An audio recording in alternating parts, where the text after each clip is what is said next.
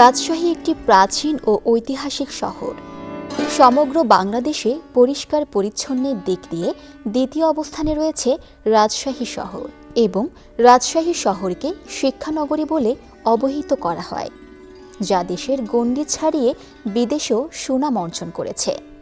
বিভিন্ন দর্শনীয় স্থানসমূহের জন্য রাজশাহী সৌন্দর্যের প্রতীক বহন করে। রাজশাহী শহর পদ্মা নদীর তীরে অবস্থিত এবং এই শহরকে রক্ষা করার জন্য এখানে নির্মিত হয়েছে একটি বাঁধ, যা আইবাঁধ নামে পরিচিত। এটি রাজশাহীর প্রধান শহর থেকে একটু দূরে রাজশাহী কোর্ট এলাকায় অবস্থিত। এটি বর্ষাকালে দেখতে অনেক সুন্দর লাগে এবং বাইকাররা বর্ষণমুখর দিন এখানে কাটাতে বিকেলের পর চলে আসতে পারে। যখন নদীতে পানি থাকে তখন তো আরও বেশি ভালো লাগে ঘুরতে, নদীতে নৌকাতে করে ঘুরি, একটা মানে অন্যরকম পরিবেশ ভালো লাগে যে রাজশাহী শহরের বুকে আমরা এরকম একটা নিরিবিলি পরিবেশ পাই।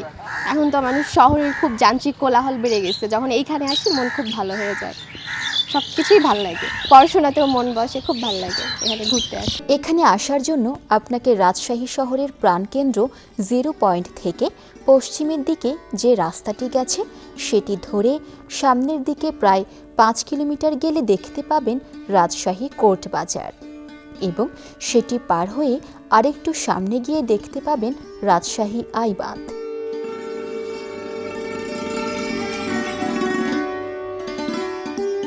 বিভাগীয় শহর রাজশাহী।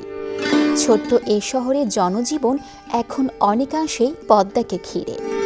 বছরের প্রতিটি ঋতুতে এ নদী ঘিরে রয়েছে মানুষের আনাগোনা।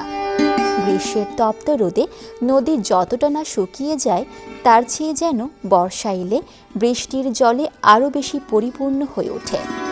নদীর এই পরিপূর্ণতা ভ্রমণবিলাসী মানুষকে সবসময়ই কাছে টানে। নদীর জলধারা ও নির্মল বায়ু শিশু থেকে বৃদ্ধ সবার পছন্দের জায়গা। বিভিন্ন উৎসবে সবাই এখানে প্রাণ জোড়াতে আসেন।